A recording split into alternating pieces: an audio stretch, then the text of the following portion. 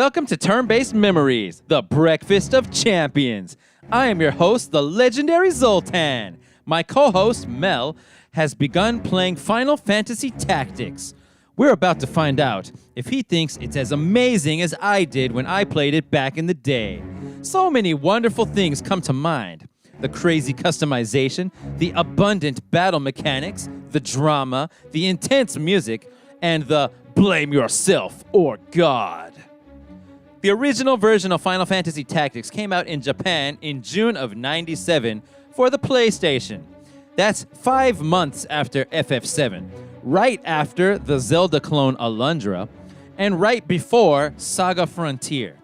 It has sold 2.4 million copies across the world. I'll say what I always say about FF Tactics. This game made grid-based strategy RPGs so popular that every strategy RPG since has been compared to it. I'm expecting Mel to freaking love this game. The story should be right up his alley, and he likes Fire Emblem, so we know he likes this genre of combat. Let's find out what Mel thinks of the game so far, now that he has finished Chapter 1.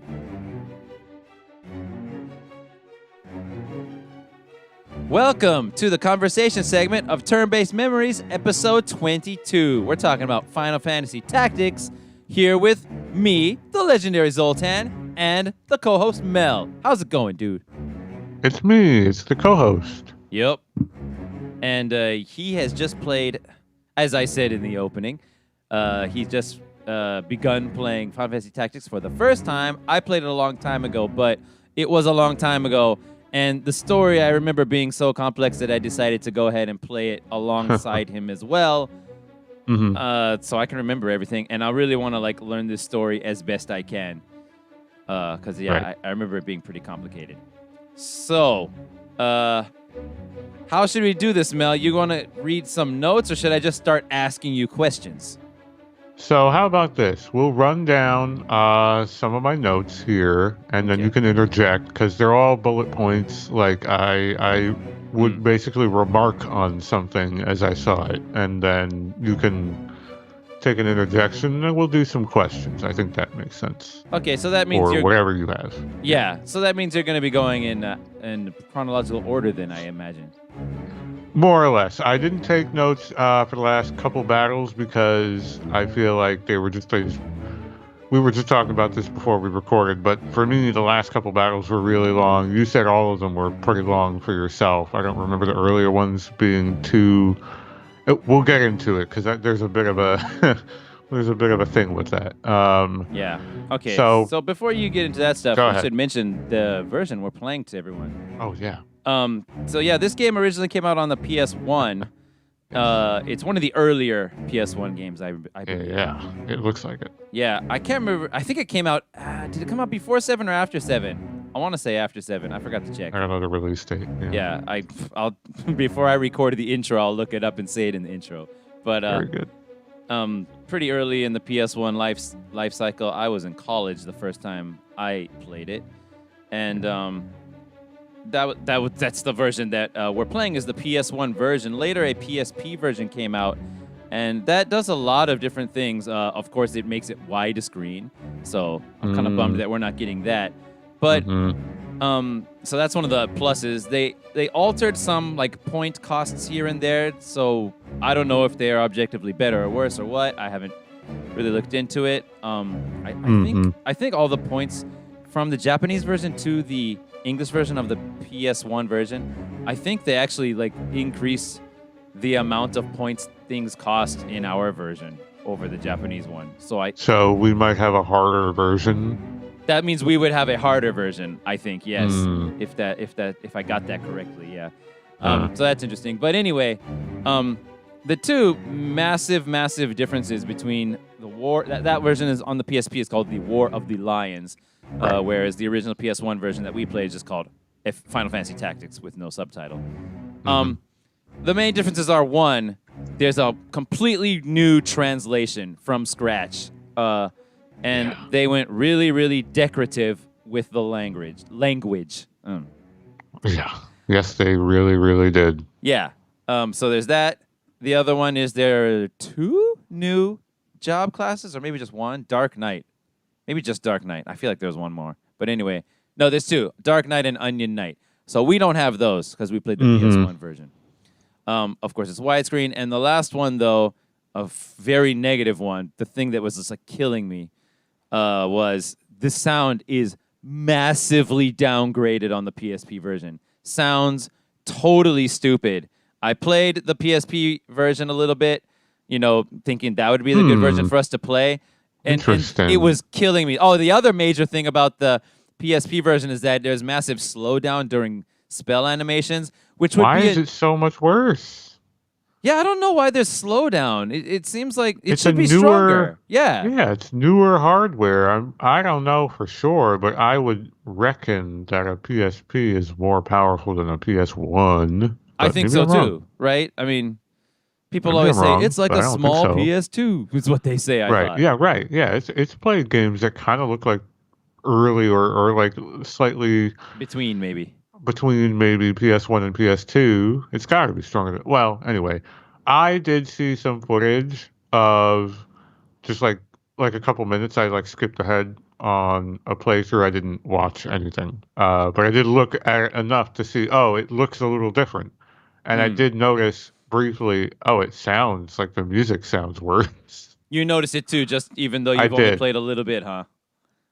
Well, I played by now, I don't know how many hours of the PS1 version. Oh, you did it after that. Okay. I must have watched maybe 2 minutes of this playthrough of the PSP version because I wanted to see, because something else I noticed, and I don't know if you're aware, they have these CGI cutscenes. That's right. Oh, that's another big thing. Forgot to mention that. In the PSP version that have voice acting. Yeah.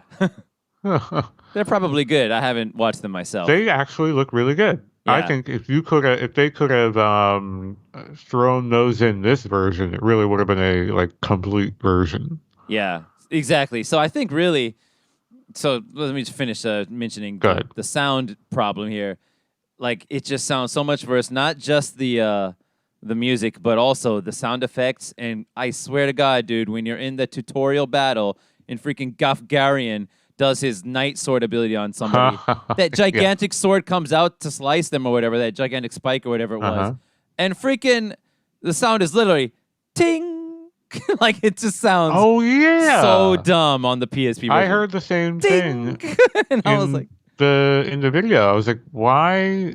It's supposed to be like a like type of big like I don't know. Why is it so worse? Why did they ruin the sound design? Yeah, I'm not sure. So that's what happened. So there's lots of way better stuff and lots of way worse stuff. Way worse are the sound and the slowdown. Way better is the translation and the new scenes. And there's also not just cutscenes, not just anime scenes, but also like just normal sprite cutscenes are also included to flesh out a thing. In fact, I think there might even be an extra bad story battle or something.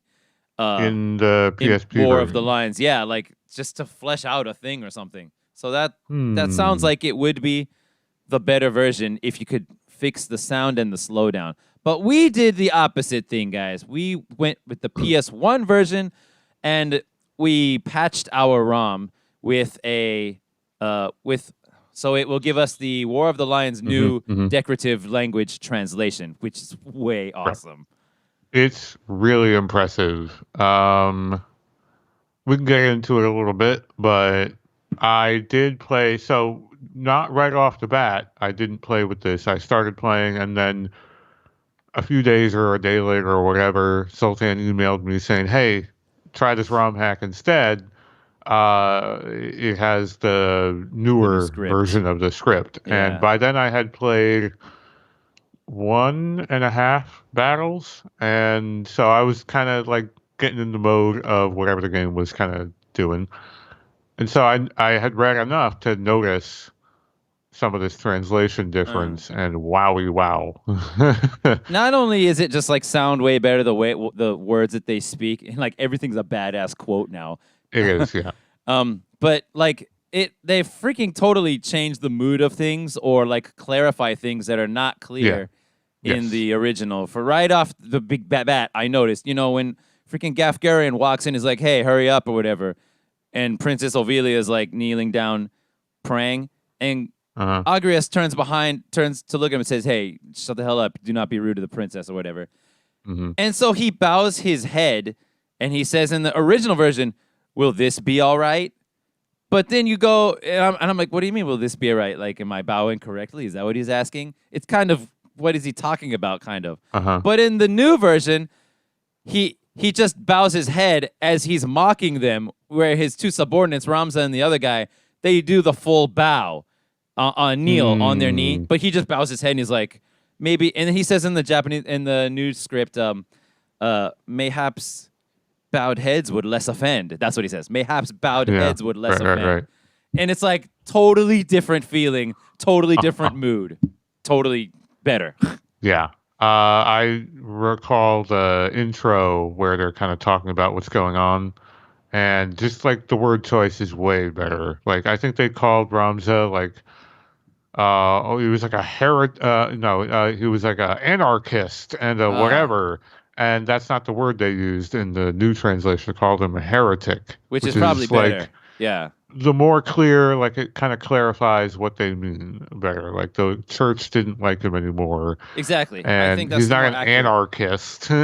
No, he's not an anarchist at all. You're right. That's like good point. Totally the wrong word choice there. And that kind of word choice is kind of all throughout in the translation of the original. And I just it felt off, like an older style translation where it's just like, just the words aren't the best and way more direct, and therefore it's less natural, I guess, because it's less natural. It Japanese feels a little English. Strange. Yeah. Yes, and the new script is such a total 180 where there was so much work not only put into translating the intention, but to then stylizing it into this sort of fantasy Old English. Oh yeah, which is really like. Someone did a lot of work on this. I know, right? Yeah, this is really impressive. I mean, I have my nitpicks about it because this is the kind of stuff that I sort of went to school for. But, but all the same, when you get into the flow of reading the way people are talking like this, it's clear that someone really put a lot of consideration into this dialogue. Totally. Okay, so I think that's enough about the version we played. Yeah, if you guys out there have the ability to, hack or do patching or whatever to your version, whatever it is you use, dude, you can do all kinds of things. There are lots of interesting looking hacks out there. You can include. I bet. You can get like those 2 new knight classes into the PS1 version, or you can like just get the PSP version and hack it so that it's it has the old sound from PS1, or I think those are all possible. So I believe you. Yeah. Yeah. So check it out, guys. Okay, Mel, what you got for us? All right, so let's take a look here. So my first note here is, wow, these are some PS1 FMV sequences. Oh, so that's all the openings? So the openings they show you without, because you were telling me later on, the attract screen openings. Yeah.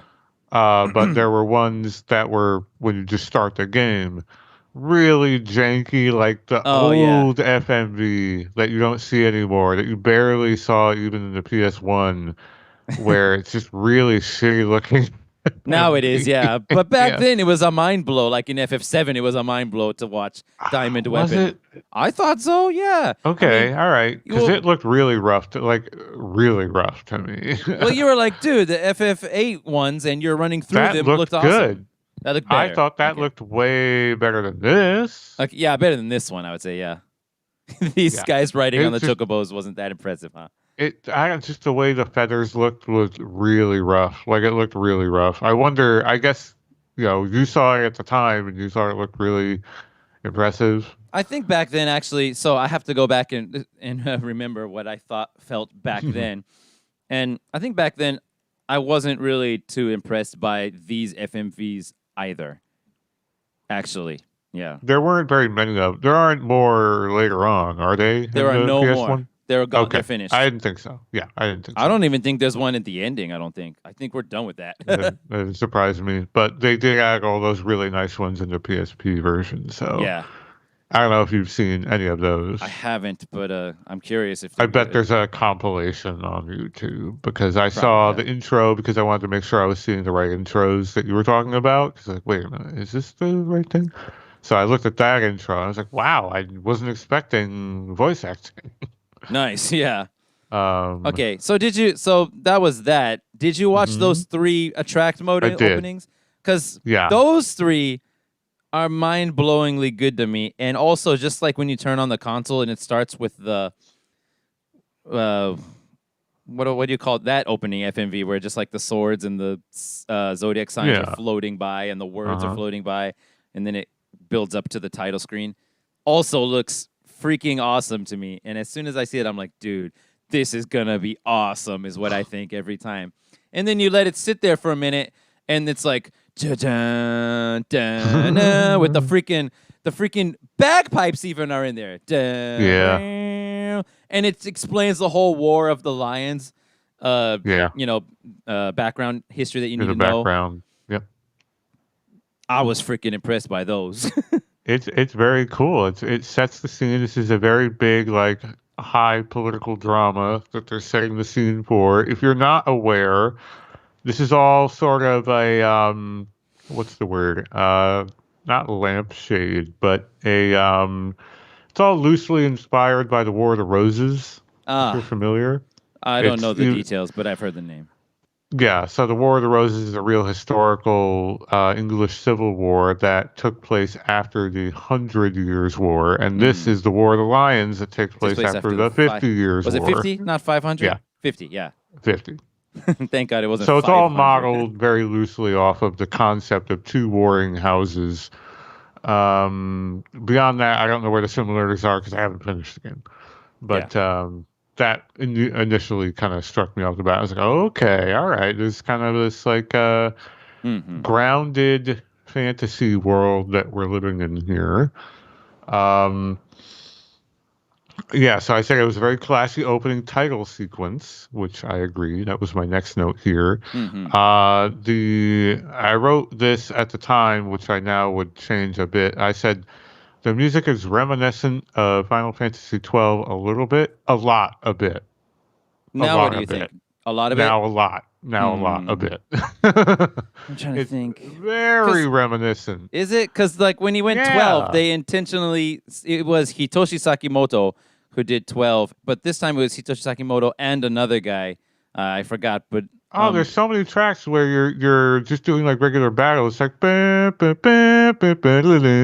like that that sounds is exactly like Sakimoto, huh? super FF12. Like I felt like I I guess was you're right. playing that game again. I mean, yeah, same musician, but in 12, they intentionally went for like this Star Wars feeling with I everything, I never think. got that impression from Really? 12 until after the fact. When people were drawing those comparisons, it just never struck me. It kind of, to me, it just felt like its own thing. I get them now, Hmm. but whenever I think on Final Fantasy 12, I always have to remember, oh yeah, I guess this is all basically like Star Wars, but it's never my first impression, Okay. I mean, it wasn't my first strangely. impression either, but once somebody had said that, I Mm. I even started hearing it in the music. Like immediately I I, heard it s- in the music. yeah, I guess so. But to me, the 12's soundtrack is so distinctive. It's very, what, like brassy? Like there's a lot of horns going on. I guess so. Well, this is considered, and in my opinion, it's as well Sakimoto's best soundtrack of all time. Okay. Nobody likes this It's one very more good. than. I mean, nobody likes any of his other ones better than this one. I Um. like 12 a lot, so I don't Hmm. know. My next note here, the FF12 typeface, it's the same one. Oh, this. Wait. For The font. which font? Which font? The normal Like text font? No, the menu font. the Like menu when you're font. looking at the menu font and also the numerals, the character font when you're looking at Damn, like the HUD, I didn't it's notice the that. same. Are you So like serious? Oh, it's really distinctive because when you look at the number one, it looks like an uppercase I. yes. That's direct. Like they took that and put that directly into 12. Like it's lifted directly. Huh. Hmm. Yeah. A lot of it's very this like squat, stout typeface that they used, and it's in the menus of certain aspects of 12. Mm-hmm. It all has the same, and there's also a lot of the menus have that sort of sepia tone background to them. Like stylistically, they clearly lifted all the style notes out of this game when they were making 12, which is great because I really think, and obviously the character art, the Same character guy. portraits, right? Yeah. Exactly. Yeah, you can tell when you see the. It's harder to tell when it's in the game of FF12, but like if you look at Yeah. the concept art, then it really looks the same. Yeah, In my that's opinion. a major. I got used to it as I played, but for me, initially, there was a real disconnect. Like these characters on the screen in the game don't look like their portraits at all. At all, at all. Like they look like totally different people. And to me, I was like, man, it would be cool if they looked a little more like these portraits. Now they kind But of do, I suppose. I suppose. In this one, I yeah. got used to it though. I got used to it over time. But initially, I was like, the guy, he looks like this big, gruff, tough guy. And then I saw his character portrait. He doesn't look like that at all. Oh, you were saying in 12, in Tactics, they don't look the same to you? Right. The actual like sprites, the character sprites that animate and do the fighting, Don't don't look like look the like the portrait. portraits that show up when they're talking. But that, I don't dude, think so. well, the sprites on this. Oh, you don't mean the It's a battle different art sprites. style. You mean the pictures of them. Which picture to which picture? I'm comparing. I'm comparing when they talk and their face is in the dialogue box. Yeah, versus To to the sprites that are actually going around smacking each other with swords. yeah, the sprites are so small. How you think they don't look similar enough? I think it's too squat and too like chibi.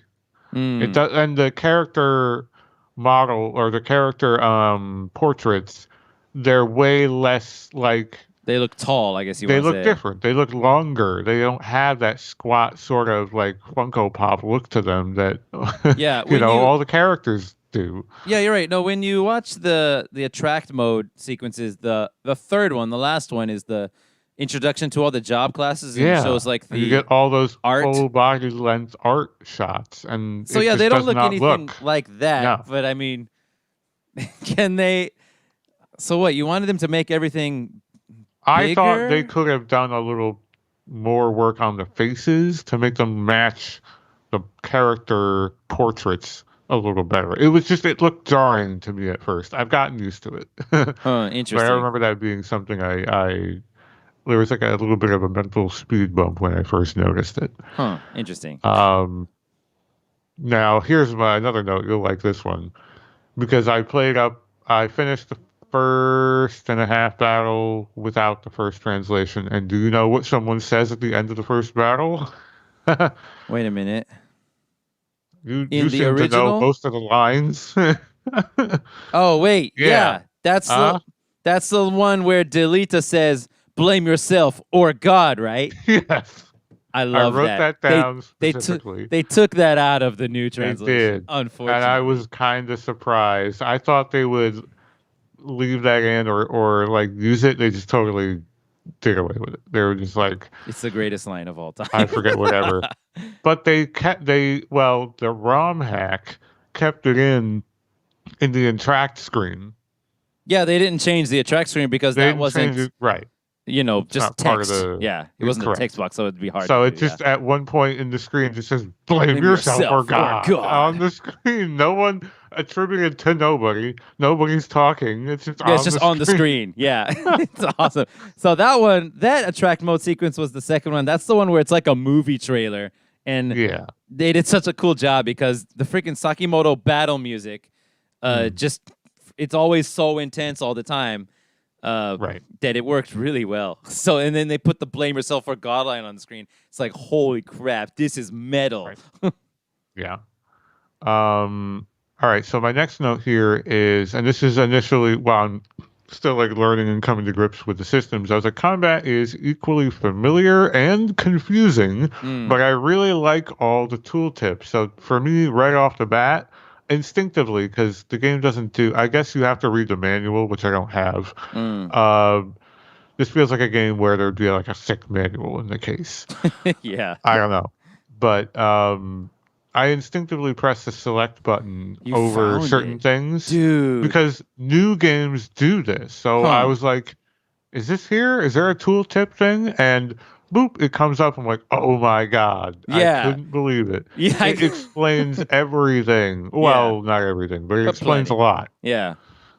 I I was can't very believe you found impressed. that. That's awesome. I was going to ask you if you found that. Yeah, I would have been way worse off if I hadn't You because would have there's a been. lot of detail in there that is really crucial. But so for context, if you haven't listened to any of our other stuff, I've only ever played Fire Emblem games, and Mm. that is usually the comparison point. Like either, in my experience, I've heard people tend to say, I like the Final Fantasy Tactics games, and I don't like or I've never played Fire Emblem games, or I like Right. Fire Emblem and I don't like or I've never played the Tactics games. I see. So I was in the Fire Emblem camp where I'm more familiar with those rules, and they're really similar to these rules, but they're not the same.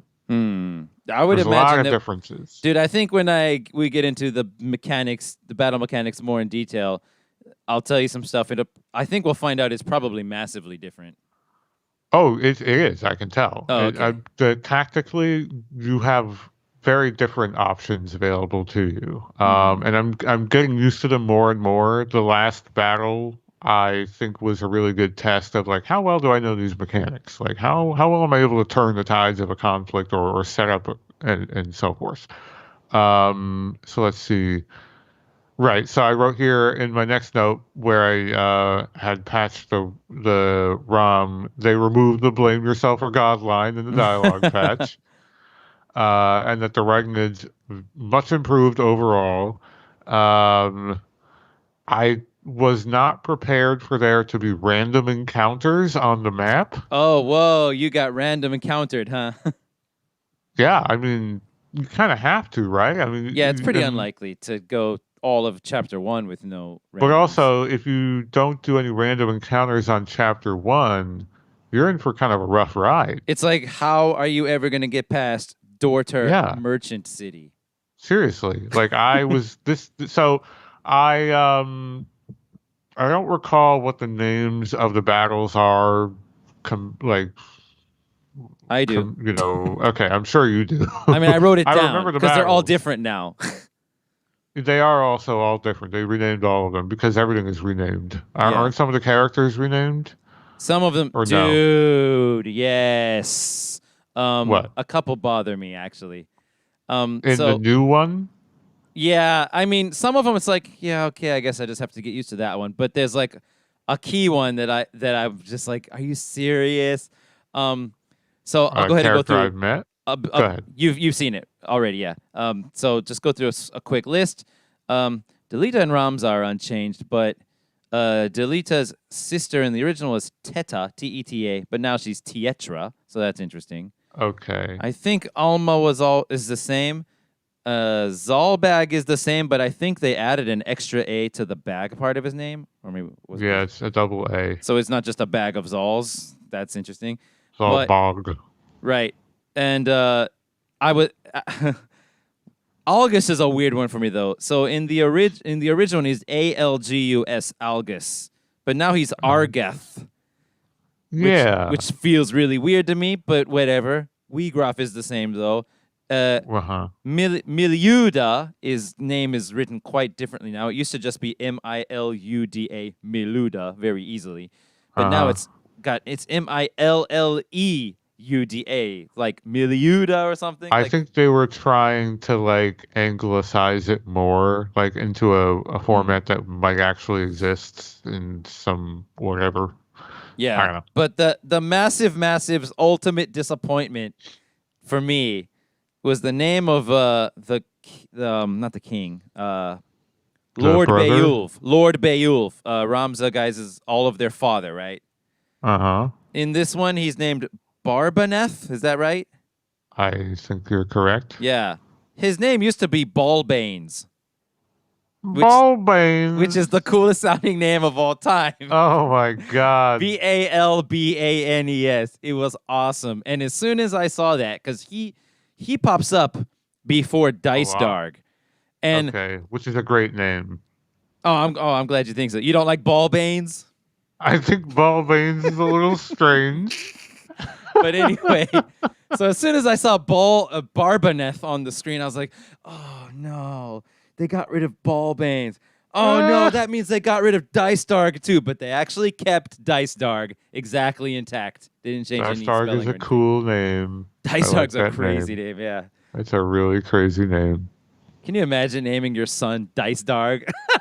That's Also, awesome. Beowulf or Beowulf, it's almost like Beowulf a little Who? bit. I always assumed it was pronounced Beowulf. Or Beowulf. Or I in my head I was saying Beowulf, Beowulf? but Oh. I don't know because but looking at it, it almost looks like it wants to be Beowulf. Like it all feels like distantly like reminiscent of various like English folklore, like one step or two steps away. Small spoiler for a secret character you can find in this game. You want to hear it? Uh-huh. Go for it. Beowulf is in the game.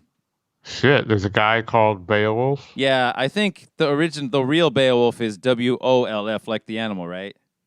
Or is it not? It's In this one, it's B. BEOWULF. Oh, okay, it's exactly the same then. Yeah, Unless, it is. yeah, it's that guy. Interesting. He's in it. Interesting. If you find him, he's like this. You have to go do all A these hidden different things to find character. him. Yeah, 'cause Okay, he's super yeah. I secret wasn't character. sure how that was gonna pan out in terms because I get the impression some of the mechanics start opening up a bit in after chapter 1. Yeah, chapter 2. Well, you've got most of the mechanics available to you because the largest mechanic. Other than combat, I mean, Other 'cause than there's no combat. way that I could have recruited anyone. Yeah, not yet. Right. So now you haven't missed Right. anything. Okay. There will be a new mechanic. If you notice it, you might not notice it if you think that there was nothing to do in chapter 1. If you go starting from chapter 2, go to the bars in the game. They'll now I have went there. in chapter 2. Did you go there? Oh no! I didn't do anything in chapter 2 yet. Right. I If you just go there saved. in chapter 2, they'll allow you to do some like side missions, but it's really weird because you don't go into combat or anything. You just like you see this message on the board or whatever, and they're like, "We need somebody to do this kind of job," whatever it says. And so you just pick some people to send, and then they do it. and they just do it on their own. And Uh-huh. then you just have to make time pass by walking on Right, the world by map, walking around. which means you could get into a random battle, Random which encounter. means you'll be in a random battle without the people you sent. So Got it. That makes either sense. get more It's like people. a risk reward. Yeah. So that's it. But I don't think Is there a limit on your like party size? you can hold 16 in that roster, 16 people. But the guests don't count towards the count. So you can. So it's always 16. So it's always 16. But Okay. But then if you have 16 and then a guest wants to join you, for example, because that can happen, then I think you'll have to remove somebody. Oh no! If you have 16, but I mean, are you going to make well, that many I don't know what I characters? would do with 16 because One for every job. Is that how many there are? I don't know, but it's one thing you could do, I guess.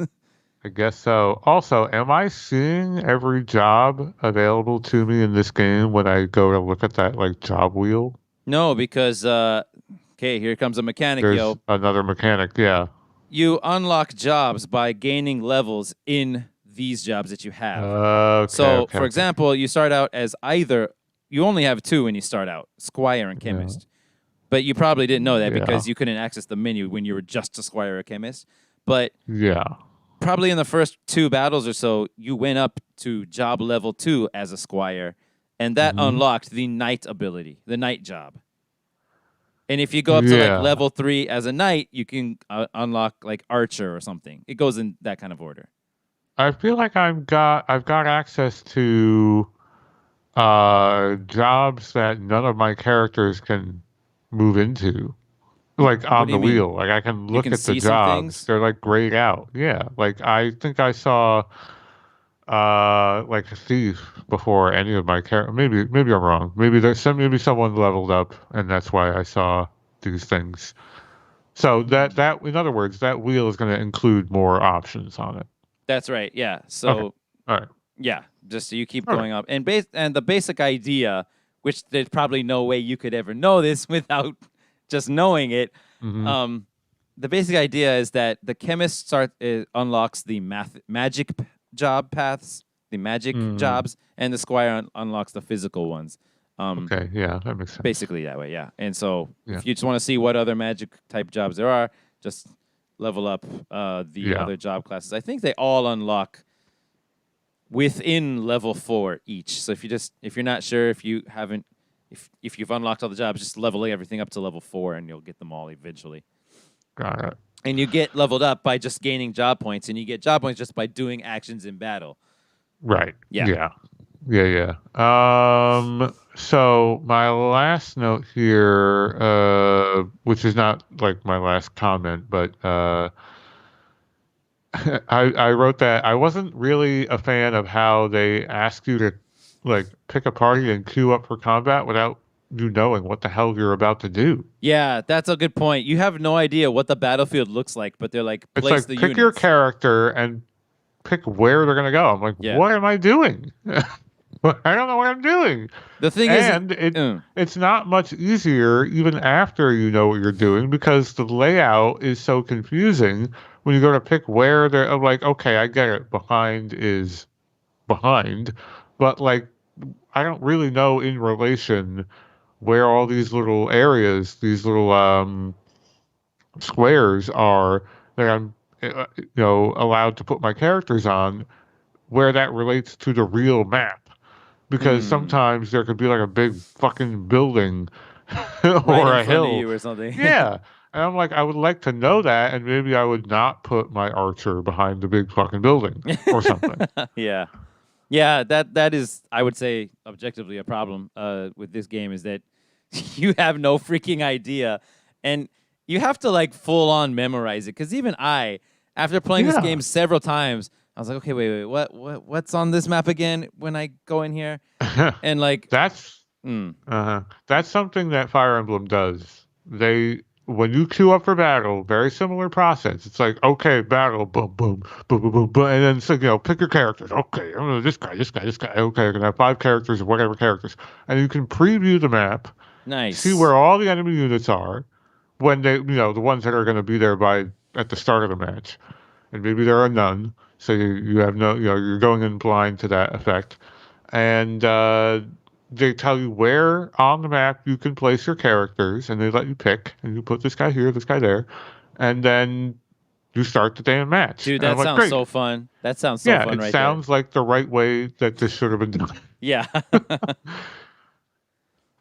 I agree. Okay, so that's all your comments, huh?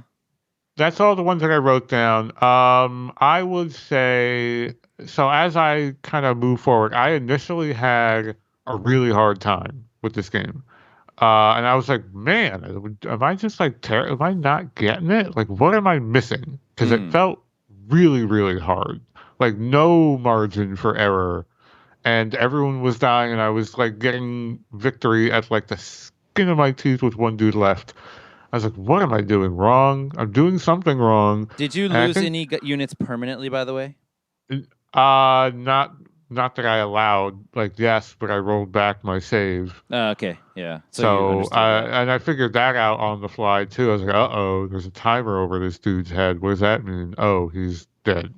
Now, there is an in-game tutorial, and I did sit through some of that explained some of the material, but there's so much tutorial, and it takes forever to button through.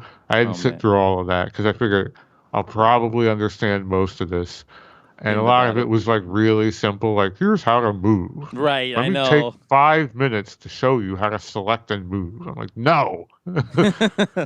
But then buried in there, it's like, oh yeah, and by the way, when this guy dies, he's dead forever, and this is what this number means. I'm like, what? Yeah. All the important good info in there. Gone in a flash. And all it's just like you have to get through like 5 minutes of like brain dead basics. So I'm like, no, I'll figure it out. And I did. I think I figured out like all the key stuff I need to know to move forward now. But the real turning point for me in my brain was removing my like Fire Emblem habits. Okay. And figuring out what this game wants. And what this game wants, or what this game allows you to do, is grind. It does allow you to do that. Yes. And But without being able to level up your characters, specifically like you were saying, by making them do actions for their job, then you're not going to really go anywhere. Your characters aren't going to grow, and you're not going to be able to modify your team composition in a way that gives you access to stuff that you need to do. You know, I had like a chemist who had access to like very few items, mm, and so I couldn't raise anyone. And then I didn't oh, have any magic users, so I had no magic, and that's really like magic's really good. mm, I had an archer, but archers are kind of not great, at least early on. And I had a knight. Knights are great, but they're not enough. So it wasn't until I learned that, oh, you need to spend a little bit of time developing these characters in maybe a random battle or two, so that you can come into the next battle better equipped. You also have more money, so you can equip the better armor and the gear, and yeah. We're that talking was kind about of the missing piece. You're talking about like so this whole hanging on from the skin of your teeth every battle started from where? From door to Merchant City? The again, I don't remember the names of the fights. The one where The one that I know I had really like I had to like stop and reevaluate was the Sandrat Siege, the fort where you have two teams. It's the first battle where you have Oh, two that's right, yeah. teams. Not the one before that where like the freaking archers way up on the boxes I managed to get through that one, but it was close.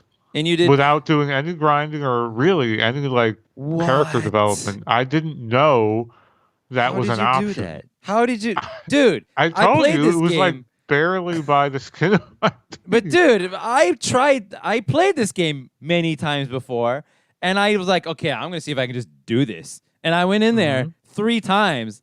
No, twice? Yeah. And like freaking I had to try a couple times. Yeah, okay, yeah. Okay, I have mine written it down was here. again. It was Mm. like people died, not permanently, but they went down. I think Delita and Arga would Greg or Gross, whatever his name is, both may Argoth. have went down because their AI is so freaking suicidal. Yeah. They fucking get themselves into trouble, and they love they make up like half my fighting force, and they love to go fuck off and not be in a good spot. And I'm like, well, now I'm massively outnumbered because the resources that the game gave me are going off and being invaluable somewhere else. So what did you So do to get past that battle? Because you emailed me about it. It was so hard. no, the battle I emailed you about was the one where you split into two teams. That's I the didn't one. beat Yeah. that until I reevaluated and started like redoing my characters. Okay. Because that would have been fully impossible. Like, just the numbers wouldn't have worked. So what did you have The to other do to get one, past that? I don't get it. Because you said like you figured something out and that was the thing that was stopping you? the thing I figured out was I have to actually pay attention and modify my character jobs. I didn't think I was able to do that yet because, Oh, I was just kind of going from point to point. That looked like all I could do. I see. And I didn't really understand, oh, these random encounters, they're not just there to get in your way or whatever. You're really getting valuable experience, and that's the jobs leveling up are what give you access to other jobs. Yes. And then it's not only that, again, my Fire Emblem brain is getting in the way. When you change a character's class in Mm. Fire Emblem, it's like a big deal. You don't do it Oh, until everything is like settled. I You see. you level up that character as much as you can go, and then you class them up to the next class, or you change their class or something. And usually, you certainly don't do that like in the first couple missions, and you super certainly don't just do it willy nilly. Like you're not just swapping jobs. In this game, you are. Is there like some kind of penalty or something for doing that? You have a finite number of items that you need to use in order to promote a unit. I You see. get items that the game like kind of rewards you with if you beat a. Sometimes you have to find them. Sometimes they just hand them to you, and there's a handful of them. And your character has to level up to level 10, and then you can give them that item, or in which case they'll level up to the next class, or you can let them get to level 20, and then they'll level up naturally once they hit 21 to go back to 1 as the other The next class. class. That's And a it's like big deal. it's a really like this unit's really valuable. He's indispensable. My other units, maybe they're going to sit on the bench and I'm not going to use him, but this is the guy. He's promoted now. And if he So dies, that I'm resetting, right? if anyone dies in Fire Emblem, I reset just because I don't want to lose the story like bits that they're in. Mm. So I'm a hard like reset guy all the time in that game. So that is also kind of true in this game, I guess. I don't know. I think you have more. Your characters in this game are generic, like the supporting cast. Like they're not Yeah, in the story. they're not. In Fire Emblem, they are, and they can die and just not be in the story anymore. Oh, whoa. That sounds Yeah. kind of amazing, but I haven't played it, so I don't know what it's like. Like some are more ancillary. Like the game makes room for that, so it doesn't like totally throw the story off track. But um, in this game, no, you just have like random dudes that you can hire or fire, and that's totally not Fire Emblem. Like you don't hire people. I see. Yeah, so yeah, in this game, you basically should freely switch jobs, and then Yeah, switch back to yeah, another job, and just all yeah. the hmm stats or the like the buffs and the debuffs or whatever that are like innate to the class just change instantly. There's no Yep, penalty. So yeah. yep. There are some equipment lockouts here and there, but there are skills you can get that work around those lockouts. I guess I don't know if those are actually good worth getting, but they exist. Like if you want to equip armor on a Yeah, mage or or a something. shield Yeah. on a mage, Yeah, which you I've can do stuff done. like that. Yeah. Yeah, I guess I don't know if that's like worth doing or not, but I think most things in the this game can be made worth it if you just like if you're sure. like stubborn and no, I want to do this tactic, then you can Yeah, make it yeah. powerful enough somehow. I think So that's maybe. the other thing. I get Mm, the impression with the game that's this well liked and this old.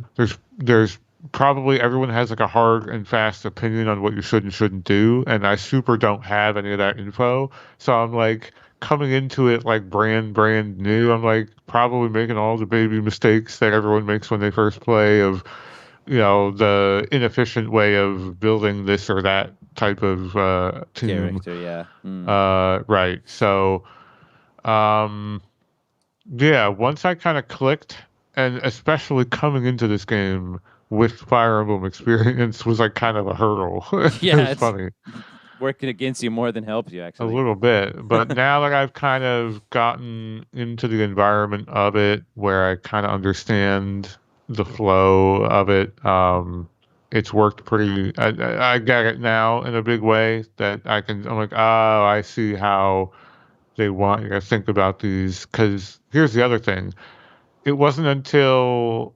the battle I had a lot of trouble with that I realized a bunch of other little hidden mechanics, like how to find the turn order. Oh.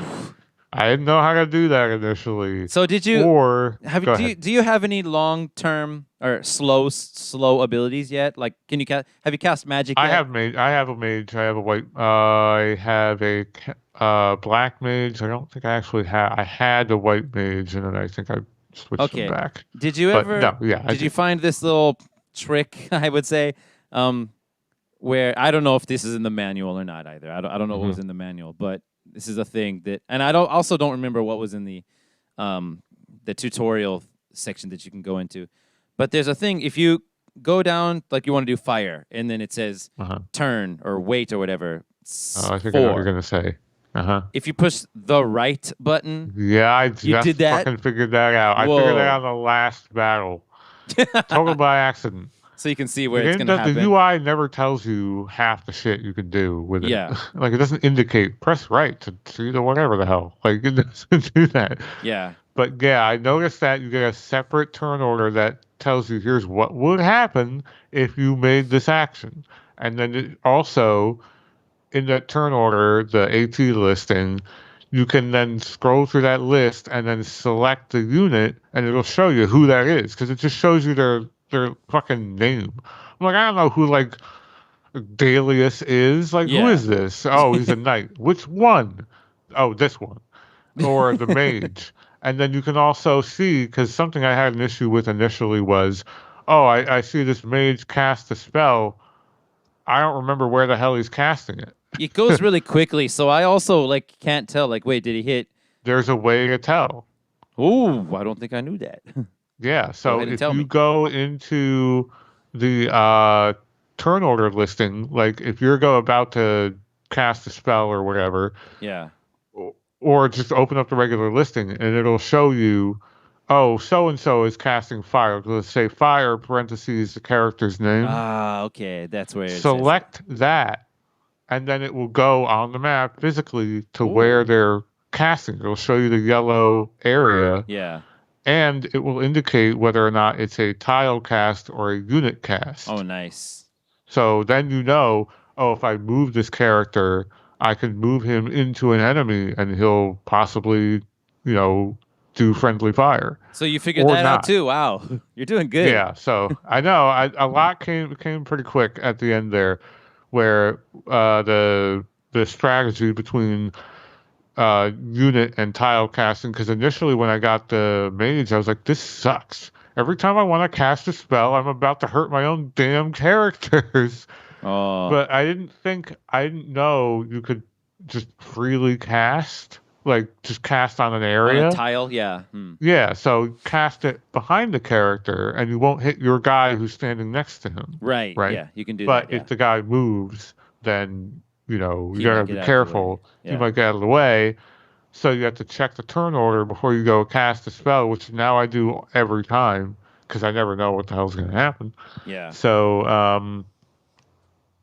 yeah, it's pretty good to know where they're casting it and where in the turn order you're gonna go.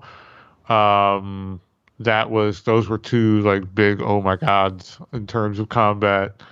What else? Uh, there was something else there, but it's kind of slipped out of my mind that there was some other mechanic. I was like, oh, that's how you do this. That's it. But in general, a lot of the combat and I know what it is. Moving after you've cast Chosen a to cast a spell. spell. Yeah, you can just Even get way the hell out of there. yeah, even if you're like way out of what would normally be Yeah. your range to cast a spell, it'll still work, hmm Yeah, which is and interesting. moving, like the options they give you for moving, like I guess there's like a behind the scenes, like a major and a minor action sort of thing What do going you on. mean? What do you mean? It's like a generic term, like if you play any kind of tabletop role playing game, there's usually like major actions and minor actions. And a major action is like a attack, Okay. and a minor action is like move or use an item or something. Okay. And this game seems to keep track of that in a way like moving is a minor action. You can move and then attack, or you can attack and then move. I would say But they're both major actions, but you can do whichever one you want first. The order doesn't matter, indeed. Yeah. right, yeah. I think that's a better way of And explaining it. But yeah, go ahead. and in this game, you can get your next turn quicker if you only act or only move or don't do Right. anything. You'll get your next turn Yeah, sooner. I've noticed because sometimes I'm in a position where I'm like, it would be better if the enemy came to me. I don't want to run into them. So I'm just like, hey, wait over and over and over. You know? So that's the thing, right? This is the thing I remember when I was in college and like I'm playing the game, and I'm like, I gotta get to them or whatever, or wait for them to come to me. And hmm I tell myself it's probably better if I let them get in range and then I go up and attack them first. But then all that time we're just waiting, and like nobody's getting experience points or job points or anything. And I remember going to freaking school, and like this dude being like, "Oh yeah, 5 attacks is awesome. It's hilarious, dude. You just keep punching yourself over and over again and Oh level up." my And I'm like, God. dude. Is that true? Yeah, so that's how this game works, yo. That's what you're supposed to do. If you Shit. can't do anything, just hit the dude next to you and you can get Oh job my points. God. You don't Is like that that. real? That's real, Oh yo. That's real. I mean, no. to be honest, I don't know why I didn't figure that out on my own. That I seems didn't figure that out. I don't think I ever would have figured that out. Although I think I was aware that you could hit your own teammates because I've done it. But it didn't occur to me if I did this on purpose, it's like level a up. great way to grow. Yeah. So Damn. so yeah, there are tons of ways to break this game. And an interesting thing about this game is that these story battles, the levels are set, but the random battles level up with you. Okay. So that's really interesting. So like you can sit there and grind on Mandalia Plain till level 99 and fight level 99 red freaking chocobos, striking you down with meteor strikes and stuff. It's amazing. And then just go freaking fight all Argoth guys at Fort Zeekton and just utterly obliterate them. It's kind of funny. Interesting. And some of the there's lots of popular ways of just leveling up, or in my case, I don't care about leveling up. What I care about is getting all the jobs and all the abilities I want unlocked. Right. Because my whole dream, whenever I play Final Fantasy Tactics, is to make the perfectly customized to my liking party. And so this time, I made my whole family as the party members. I just named them all after us, me, my wife, and my 2 daughters. And my freaking 3-year-old's always like she has this thing now where she like takes this little tiny chair and she puts it in the middle of the living room, climbs onto it, and then she says, "Jump," as she jumps off of it. Oh, nice. And just does that over and over again because she thinks it's amazing. And so I'm like, okay, that character is going to have to be the Lancer, because in this game, the Dragoon one, right? They do that jump ability. It's perfect. And then, my older daughter's like, "I want to be White Mage." I'm like, okay, I'll make you White Mage. So I'm having so much fun with that. This is the only game I do the thing that I just mentioned that everybody else does with every Final Fantasy game, which is where you name the characters after your own people. And the only reason I do it in this game is because they're all kind of generic, and that kind of plays to my liking, actually. I prefer that in this game anyway.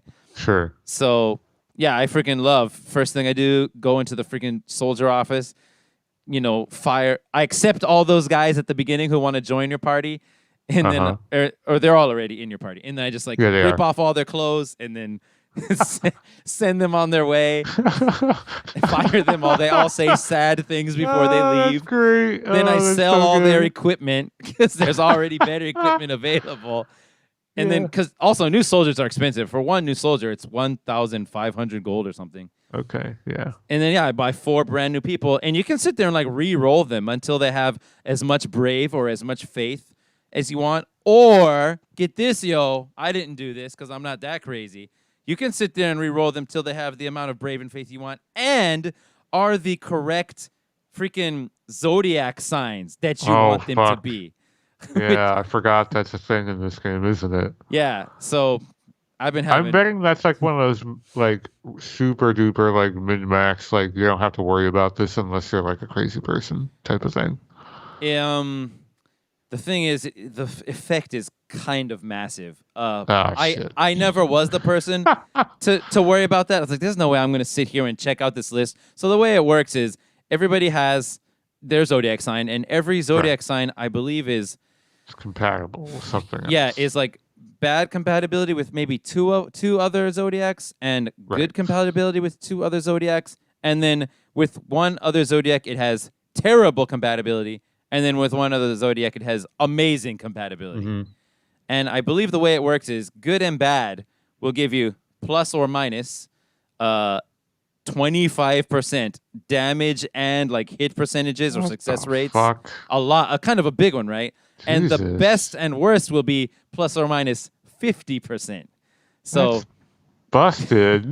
That's crazy, right? So that's a huge difference. And that's really wild. I guess to me, whenever I see mechanics like this, to me it feels like the intention was they want a little bit of playful randomness baked in to the story or the gameplay rather, where you kind of develop these sort of on-the-fly narratives of oh, these 2 characters, they just don't like each other.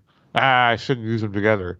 And that's kind of as far as they want you to go with it. But obviously, it leaves a lot of room for just min-maxing getting all the perfect relationships, which I don't know that they intend for you to do. I don't think they do, because with a buff that strong. Yeah, it's a big one, right? Yeah.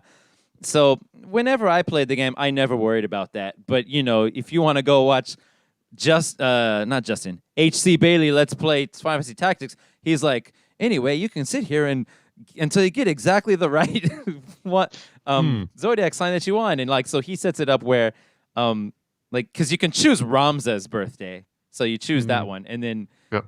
he puts that in. He's crazy. He thought about like who has all like the best armor and stuff among the bosses and stuff, or because you can like steal from them, or you can charm them, or you can cast stop on them. There's all these things you can do on any character, and they all have success rates, and you could just up all the success rates by 50% if they have the best compatibility.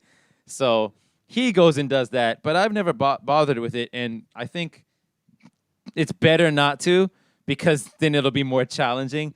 But as I was saying way from the beginning of this whole conversation, there are lots of popular ways to completely destroy the game with grinding. One thing you can do is just simply go into a battle, and you can use the Knight ability to you kill all but one enemy, and then you can use the Knight ability to speed break the enemy like into oblivion. Like you're gonna literally get 60 or 50 turns before they get one. It's like insane. Jesus. And so you speed break the enemy. They'll occasionally attack you, and then you you power break all your own characters, and then you set the AI so that they're all just attacking that enemy, God. and they're just sitting there like doing 1 HP forever. Over and over again, AFK, away from keyboard. So that's one thing you could do. Another thing is the Squire has an ability called, in the original, it was called Accumulate. I think it's called Power Boost or something now. Like, I don't have it, but I think I know what you're talking about. Yeah, maybe it was called Power Save or something. I can't remember what it's called in this new version. But it's a thing where you don't need anybody else to do it. You don't have to hit somebody else. If you can't reach anybody, you could just, boom, accumulate +1 attack power. And so you could just like give everybody that from the Squire ability set. Make sure whatever class they are now, just give them as a secondary ability set, the Squire ability set. And then, when you're like waiting for the enemies to come towards you, just have everybody accumulate over and over again. And by the time they finally get in range, you're like +5 power / you're dead in one hit kind of thing. So that's another thing you can do. Wow. I had heard the hitting yourself thing rings a bell. I didn't know that was this game. I don't know. I guess I thought maybe that was like Disgaea or something. But that does. I remember hearing people like saying it in the same tone, like you could just hit yourself and level up. Yeah. But I did hear around the edges, there's a billion ways to break this game wide open. Yeah. Not knowing other than what you said, it's interesting because this game does put up a pretty stiff challenge. I think if you were going into it, normally, like you're a normal person, you're not like that invested in like getting the best or whatever. You're just kind of going forward with the story. Maybe you're grinding a little bit in the random encounters like I did to like get some more jobs opened up or some more abilities opened up. I think this game is reasonably hard. Like I feel like I need to really think about my moves in this game up to this point. I'm only chapter 1, but Yeah, I don't know how well balanced it. So forgetting about the ability, you can break it. I guess the challenge level or whatever is not well balanced, but if you for somehow go into a battle at exactly the correct power level with very average compared to the level of the enemy's powerful classes or whatever, or job classes, how important is the strategy then? I want to say it's really important, but I'm not entirely sure because I don't know. For me, this game has always been, I want to say it's always been you walk up to a dude and just brutalize them, or the opposite is happening and you're just like fighting right? Like, I don't know. Just I think for me, again, and this could change if I end up becoming OP as the game rolls along. For now, there's usually a pretty big determining factor of like Okay, I'm gonna keep this guy in range. I'm gonna let him dip in and out of range of the enemy. Am I going to try and get higher ground because I You do more noticed damage. on Hmm. well you do more damage, but certain other character classes can't jump as high, Uh, so you can be out of range like entirely. oh, that's cool. Yeah. Uh, and I found so far having the enemy come to you and then sort of set up a proper defense of your squishier units is preferable because it's easier to get like flanked the other way around. Or at least Hmm. that's the way it's been working for me. But yeah, like because the reinforce there's just so much as far as my current team goes. There's just too much like firepower coming at me for me to just like move forward and press attack. You I know, see. Yeah. I'll get mowed over. So I have to kind of like pick off this mage or draw fire on this guy and maybe let him die and then raise him later and then take out this guy or draw aggro that way. The Meludia or Meluda, whatever her name is, Milyuda. fight. Hmm. Yeah, the one where you kill her Yeah.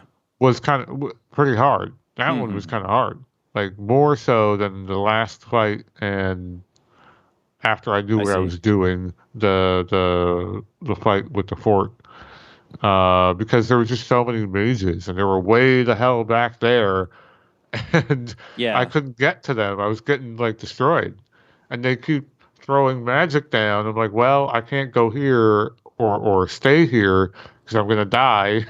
Yeah. So you're having some hard time. That's good. Yeah, it's putting up a pretty reasonable challenge. I did also, just as a side note here, I did spend a little bit of time reading some of the, you can go to the tavern and like Hmm. listen to the rumors, quote unquote, which is just like a history lesson. Like this Totally. bartender has a lot to say. Yeah. I'm like, is He this a tells you the rumor? whole story. Is this a rumor or are you reading a news article right now? Because he just tells me the entire history of the continent. Like, I don't think this is a rumor, sir. Yeah. That's a good point. It's not a rumor. That's history. Yeah, I think this is just what happened, like a long time ago. So I read through that, but I'll be honest, a lot of that kind of glanced off because it's a lot. It's a lot of proper nouns. It's a lot of, places and people doing stuff who I've never seen Yeah. and haven't been on screen yet. Well, since we're So, we're here at this point now, let's see if we could uh-huh. just sum up everything we know about what's going on right The now. story. Yeah, because I mean, Okay. I took as close notes as I could, and I read. One thing I did was I went into like the menu, and there's a what is that section called? I don't think it's called Chronicle? lore, is it? Or It's called the Chronicle. the Chronicle. Yeah, I went to the Chronicle section. I read everything in there Okay, I didn't. about the people, because the Sure. story section is just the story of the current game that you've already seen. You just rewatch. That's the cool Yeah, thing. You can just rewatch any of the previous cutscenes. right. Um, but if you go into there, there's a whole bunch of biographies or whatever of all the people. Although I don't think I took any specific notes, but I just read them all. But the way I think I know it now, let's see. Back what's the previous war? The 50 Years War. There was Hmm. a there was a war, and I guess a bunch of civilians decided to help the war effort, or were asked to help the war effort by the king or something. Um, and so a bunch of civilians made a little army together, and they were called the Dead Men. And after the war was over, Nunca, it seemed like one side had won, their side had Hmm. won, but like they didn't like really win anything. Like they had lost all their money on the war. And so basically they couldn't like pay any of them or hire any of them as knights or anything. And so they just sent away all those the dead men, people who helped out with the war. And so they were like shunned by the nobility or whatever. And those people are the ones who then became the Corpse Brigade. Uh-huh. And so that's Weegroff and Miliuda guys. Right. Yeah. And so they keep going around like stealing things and causing havoc or whatever. And from their point of view, it's, well, because we don't have anything. Because Right. you guys took it all from us, even Right, after right. we put our lives on the line and everything. But Ramza's like, let's talk. And they're like, no, we can't talk. You guys already did the sins. And so now Right. we're just enemies. Yeah. So that's with them. And then, like, what else do we know? There's the war that's happening now is the reason it's happening is because the king, not Balbanes. Balbanes wasn't the king. He's just he's just the head of House Beowulf. Right. But the king of Galleon, is that where we are? Died. And Right. and the next one in line is actually like only 2 years old, so he can't be the successor. So who got appointed? Was it Larg that got appointed?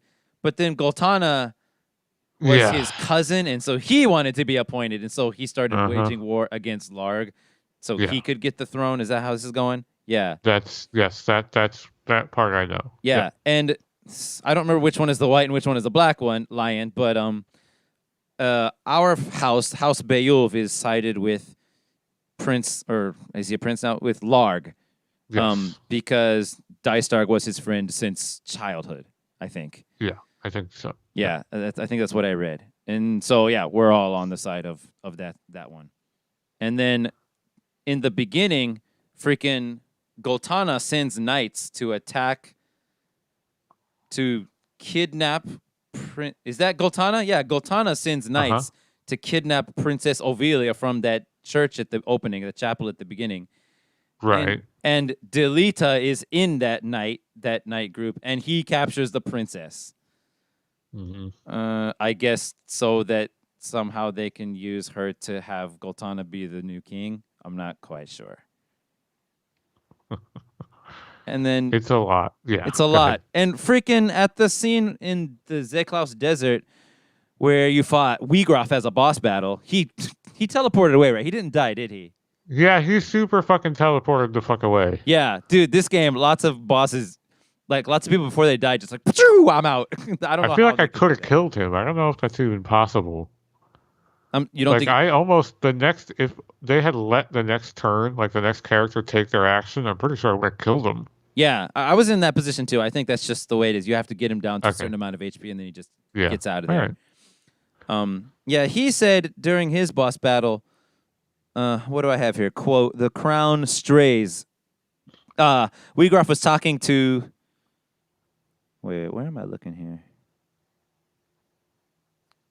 Okay, so Weegroff is the leader of the Corpse Brigade. He wants to know where Gustav is. That was back in the Dorder Merchant City thing where Weegroff is like grabbing that guy by the scruff and like saying, where's Gustav?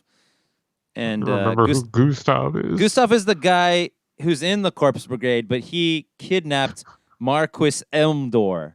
Oh my god, I forgot all about that. Right? And so I think... Oh my god. And Marquis Elmdor is the Marquis of Limberry, and that's where Arguth is from. Yeah. So that's why he cares a lot. That's who that is. Okay, yep. And then, hold on. I totally forgot all about it. Yeah, I'm trying to like keep track of this story. Oh, it's complicated though. It's a lot. Yeah, okay, but then after Zeklaus Desert, Weegroff says to Gustav, the crown strays, Gustav. It must be led back onto the path. And I wrote that down, but now I don't remember specifically what he means by that. Weegroff is the leader of the Corpse Brigade, and Gustav is his number 2, question mark? I guess that's what I thought it was. Yeah, Gustav is the one that kidnapped Marquis Elmdor for money, it says. That's right. He did it for money. But Weegroff was against doing that. And then after that freaking Brigand's Den battle, the one that you had the hardest time in the world with, we let Miluda go, but is that the battle? No, Zeklaus battle's the one. That's not the one. We let Miluda go, but we don't know why we let her go. Arguth left us. Tietra gets captured by the Corpse Brigade from the freaking castle. Delita regrets his meager lot in life, wants an army to save Tietra. And here we go. This is the most important part that I was looking for. And the second to the last battle on Fovalham Wind Flats, where you fight Wheatgraf. Here he goes. Wheatgraf says, Dicedarg had Gustav kidnap Marquis Elder, and that threw the wrench in my mind. I don't know what to think anymore. Like, wait, what?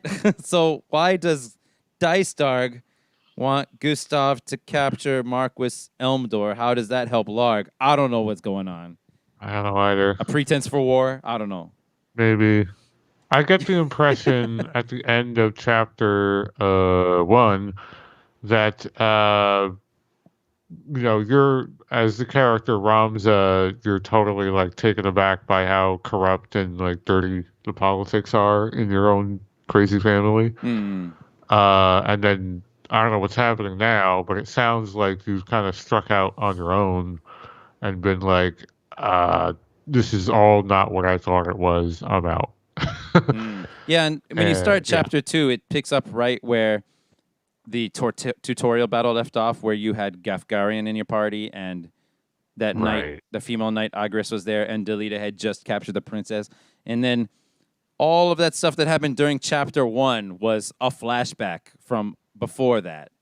So, okay. But doesn't Delita die at the end of chapter 1? No, he... Didn't he fucking blow up? So, yeah, or no. But it was a flashback, so he survived.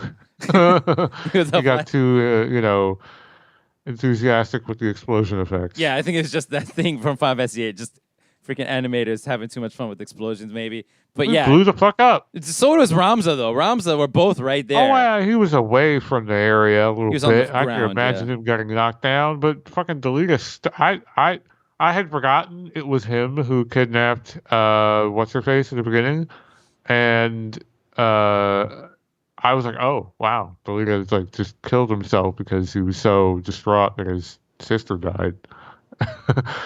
I thought he died. No, he's alive because that was a flashback. Yeah. Delita's alive, and so and yeah, I think now in chapter 2, at the beginning of chapter 2, you're not a knight anymore. Like you're not at home. Right, you're not at home. You're like a sellsword, right? Yeah, a sellsword, a common sellsword. Yeah. So that's the story. Yeah. Wow, what a ride! Only chapter 1. Chapter 1.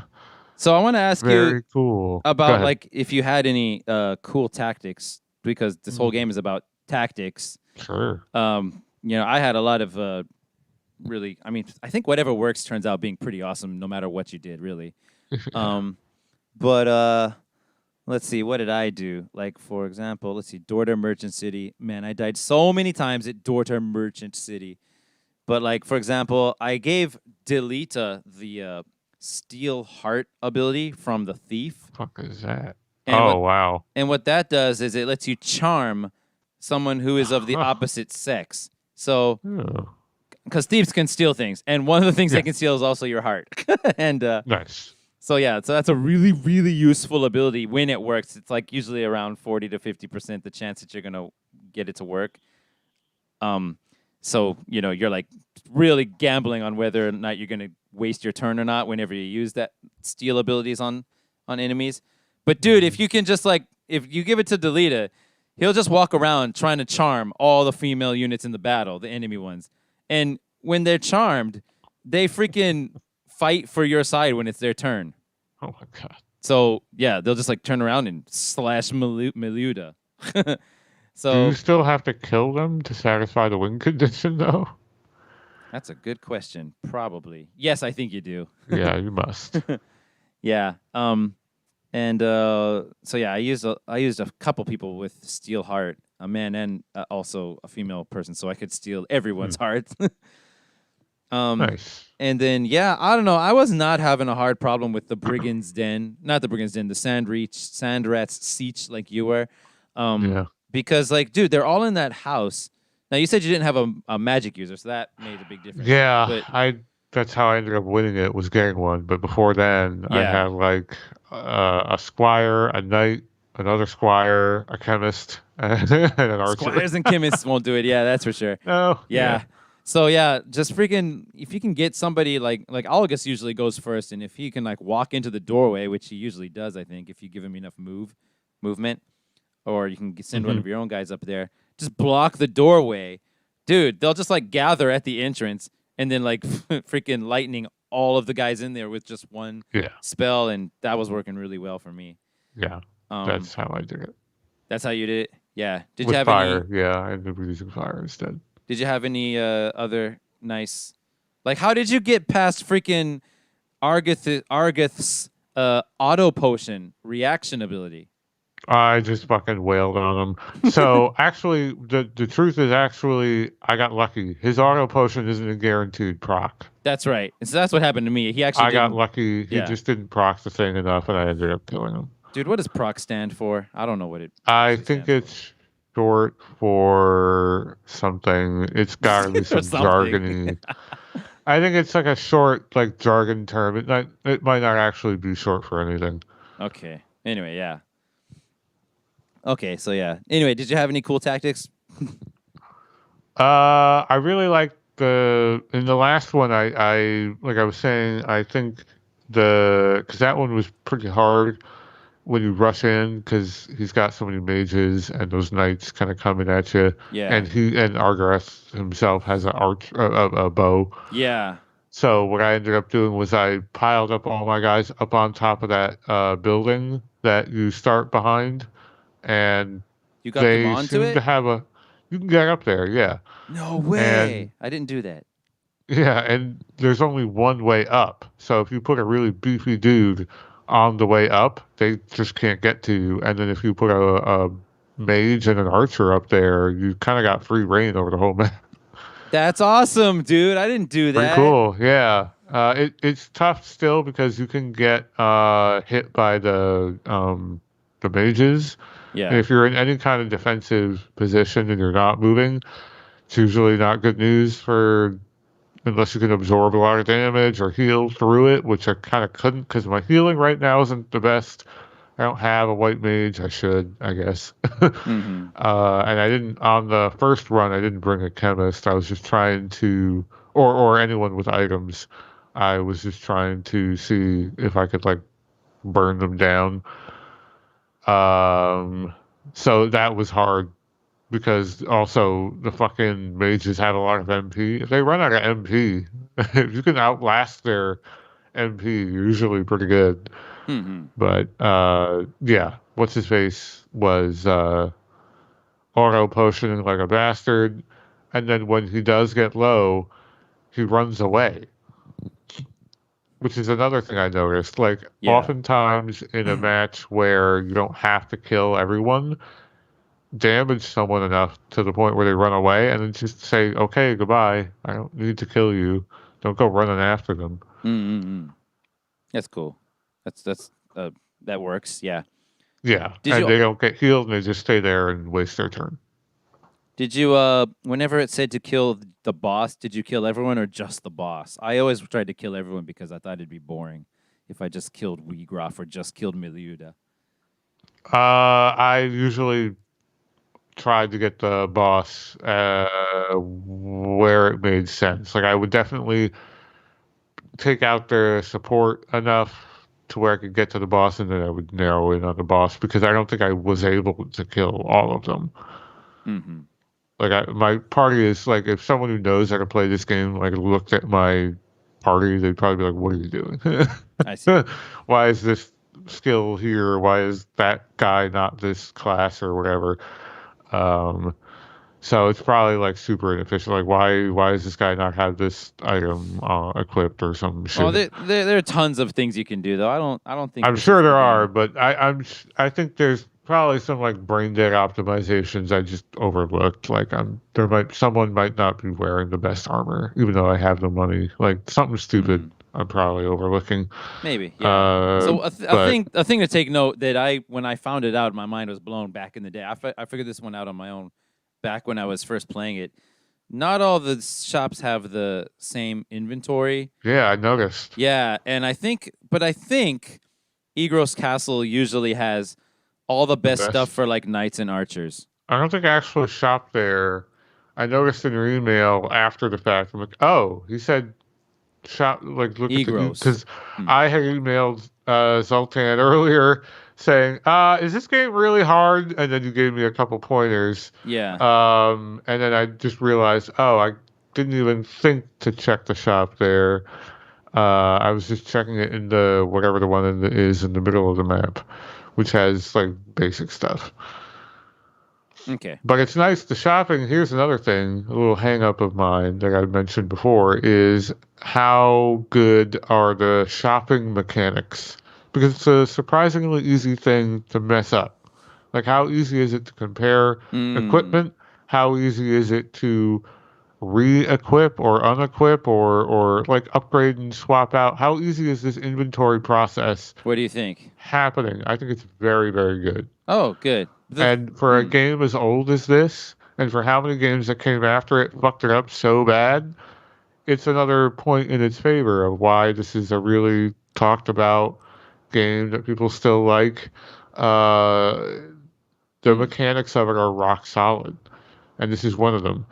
The try on option, that's the only way I ever shop. So I go into that menu, and then I just look through all the equipment. I check what's an upgrade, what's not. I throw it on my guy. It totals up the whole cost. I hit buy it, and then done, and then sell whatever you don't need to hang on to anymore. And it tells you how many you have, how many is equipped, Awesome. and just sell the remainder. Done. It's great, and it shows you what you can and can't equip, and some of these little basic things are messed up in some way. The worst of all worlds is when you go shopping, you have a roster or a party of characters, and it's just like a shop window. You want to buy the sword? I'm like, well, do I need the sword? I don't know. Go back out of the menu and check. All right. I got a sword that's got like 12. How much was this sword? 12 and 3 block. How much is my block on the other end? Back out again. Okay, it's 2 block. Okay, it's an upgrade. That's Let me buy the sword. Okay. Here I got 2 guys with swords. How much is the other guy's sword? Oh my god, I have to do this twice now. Okay, now go through and sell all of them. How many is equipped? How many are not equipped? I don't know. Yeah. Thank God for the dressing room in this game, huh? I usually just freaking go through there and just say, best fit, best fit, best fit. I never trust that. I never trust the best fit or optimized button in any RPG. Yeah. And actually, in this game, I think if you go through the shopping list and if you push select, you might see that it says something like has auto shell or auto haste or +3 evasion or something extra. This is one of those games where some things have extra things on them that are worth noticing.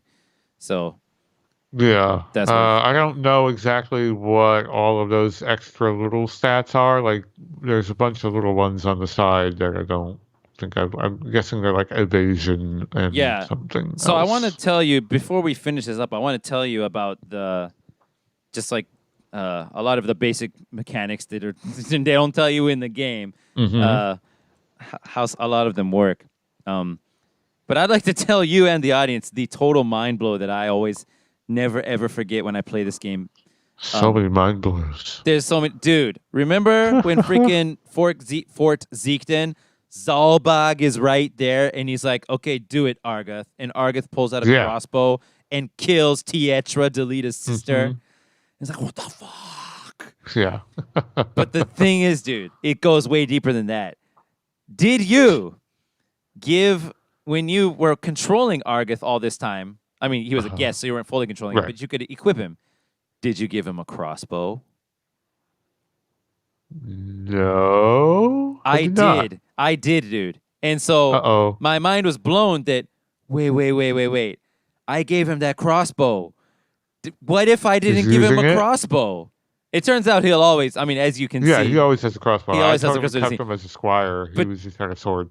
But I was just like mind blown because if you didn't make him an archer, he's walking around with a sword all this time, and then right there, he'll pull out the crossbow. But I always made him an archer, and so he just used his normal weapon, the freaking crossbow. And I was just like, what happens if I don't give him the crossbow? Oh my god. That's one of my best memories of this game from back then.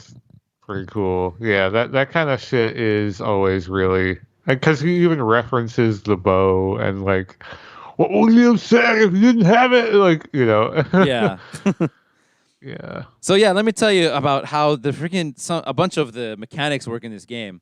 Um, hmm for, so you have brave and faith stats in this game. Yeah, Don't the know what those do, tutorial do you? talked about that a little bit. So, my understanding of it is that brave or bravery Mm, is like strength and physical related, and faith is like magic, and it it'll is. increase the potency of your healing and your magic. It will. So it's really interesting, yo. Um, the thing is, I think for most abilities, most physical attacks, bravery is not what do I say, integrated into the damage equation for most of Mm. them. Maybe for some. Like I think if you're barehanded, like maybe for monks and stuff, high hmm bravery is a factor. But one of the main reasons to have high brave, it increases. I think just the bravery right there on its own. Just stick a percentage on it. Boom, that's your chance of using your reaction ability when you get Oh hit. shit. I think so. If you got low brave, like 50 brave, that's only 50% of the time. So there's that. Um, but a really more interesting thing is how faith works. The higher your faith, the more magic damage and healing you'll do, hmm and the more magic damage you'll take from Yeah, I enemies. remember reading that in the tutorial bit where I was like, "Whoa, that's a fucking hell of a That's trade-off." weird, right? Yeah. So that means you can. Yeah. That means that freaking physical people are like, if you can get like a hardly any faith, like a 3 faith, 96 Yeah. freaking brave physical warrior, dude, they're like in They it. don't need faith, right? Like all faith does is boost magic, and if they're not doing any magic, If you're not doing uh, any magic, yeah, then you don't yeah, need it. then why? Like it's a total upshot. Like there's no downside to having low faith on a I physical character. Yeah, I don't think so. If you're gonna go all physical, then I don't think there is. Yeah. But the thing about magic damage, there are lots of magical abilities that do lots of wide area of effects. So there's value in that. Well, there's reason to have a character that does magic, but if you have a character who are gonna never class as a magic user, You don't need the faith, I don't think. then there's no benefit it's only a detriment to have It's only a faith. detriment. Yes, Yeah, it's I crazy. I think that's right. Well, yeah, that's right. Right? Like it's not, I and it's think you're not right. true the other way around. Like if you have a magic user, you want them to have some bravery so they can trigger whatever their fucking like auto potion or Yeah, whatever exactly. the fuck. Yeah. So yeah, I don't think there is any. I think it is as you say. So that's an interesting thing. That's weird. Um, Yeah. Now, check this out. When you go into your inventory, your status screen of somebody or whatever, you can see there's like a little picture of a sword and a little picture of a wand. That's your magic attack and your physical attack. Yeah. And then to the right of that, there are a whole bunch of like spaces where maybe isn't anything written there, but a whole bunch of places to write a bunch of percentages.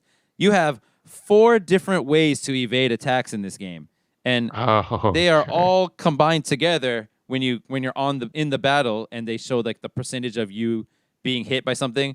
That's after it's gone through all the possible evasions. So that's cool. But Huh. so you have your innate character, your innate job evasion. So let's see who's fast. Thieves are fast. Thieves have higher evasion than like squires, for example, just innately. So there's that. Then there's your weapon evasion, like your ability to just parry it to the side with your sword, I guess. And that one is interesting because it's the only one that requires you to learn the weapon. What is it called? Like the weapon guard ability or something like that from the squire class, and then set it. And it's a reaction ability, but it doesn't actually need to be triggered. It's just always it's not actually a reaction with a percentage chance. It's just always active. And it just gives you more. It lets you use your weapon evasion as part of your evasion. Where if you don't have that ability set, you just don't have weapon evasion at all. So that's Hmm. interesting. Then Weird. yeah, then there is what? Then there's accessory evade, just from whatever accessory you're wearing, if it has any evade. And what's the last one? Shield evade. Okay. So there's all these different kinds of evade. And then the way it works when you're on the map is it actually calculates it exactly the way you might think. So like it's just your character, your innate evade, and then it's multiplied by the shield evade, multiplied by the all the other evades, and then just what's the chance of all of those? Or it's actually, I guess it's not multiplied by the evade, it's multiplied by your chance to hit. So if you have 5 evade on all of them, then it's actually 95% times 95% times 95% times 95% or whatever. Got it. And then when it comes to hitting guys on the map, if you hit them from behind, the only things that they can use to save them are their accessory evade only. Yeah, I think only. Really? That's it. So that's the reason you want to pay attention to the facing of your character. Totally. It's That's not it, just though? damage, but success rates are like a huge thing in this game. Got it. Yeah. If you hit them from the side, you can block with your shield, your weapon, I think, if you have that activated, and also your accessory. And if you hit them from the front, you get all of them, which would be the only one that you're allowed to use your innate job class evade is just directly from the front. And so if you have to go through all 4 different evades, by hitting someone from the front, chance of you hitting becomes way less, right? So Got it. Yeah. that's how that works. Interesting. Yeah, most attacks do just more damage simply with physical attack power and your weapon, but some don't. For example, things that let's see, there are like ninja knives or just small knives for like thieves, and there's like a couple other ones where like they're for classes that wouldn't be very strong, but would be very fast. And if you increase your speed, the damage from that weapon goes up. So whatever you're using on your speed, and later you'll get an ability job class called ninja.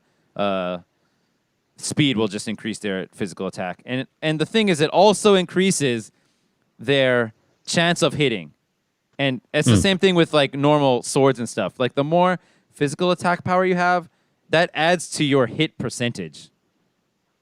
And yeah, that's interesting. And then here's another really interesting, like effects like attack up or defense up. Those things also increase the chances.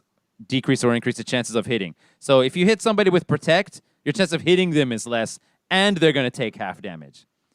Oh, wow. Yeah. Wow. So that's an interesting, like, mashing up of, like, evasion and defensiveness that this game does. That's right. Yeah. There's lots of other things I could say, but any Yeah. questions? Well, you know what?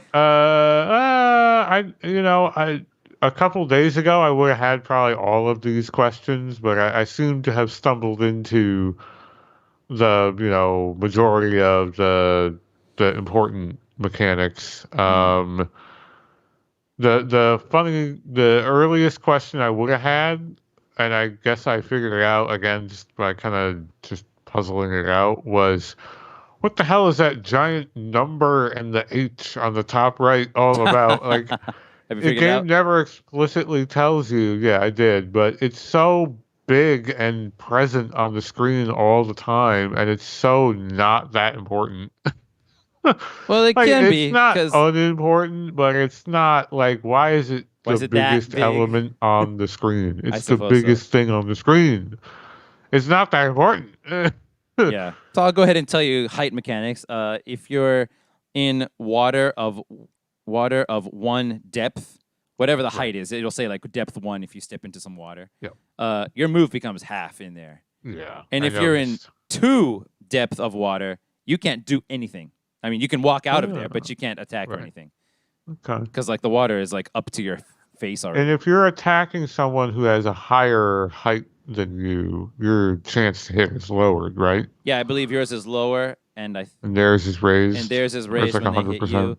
Yeah, and swords usually can reach down 3 height or up 2 height. It's not the same. Interesting. That's cool that they made That's weird.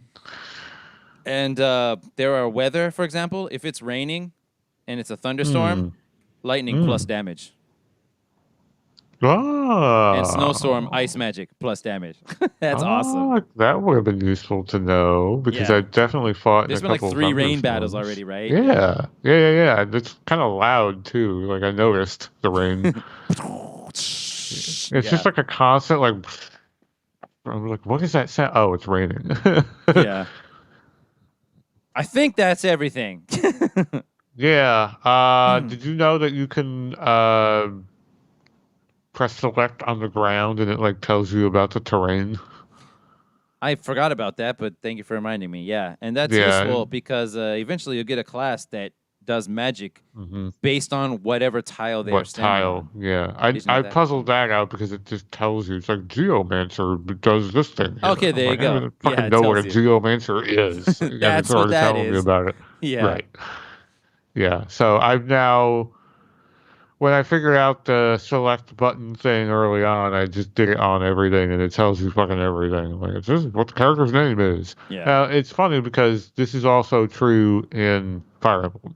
I think that may have been Oh, good. where I kind of got that from because they do the same thing. Like there's a giant wall of stats, like multiple pages of Yeah. like parameters that every unit has Nice. that they have a little help hint button. About But in each that one. game, it tells you on the UI what button to press for help. That's In this game, it's like figure it out, asshole.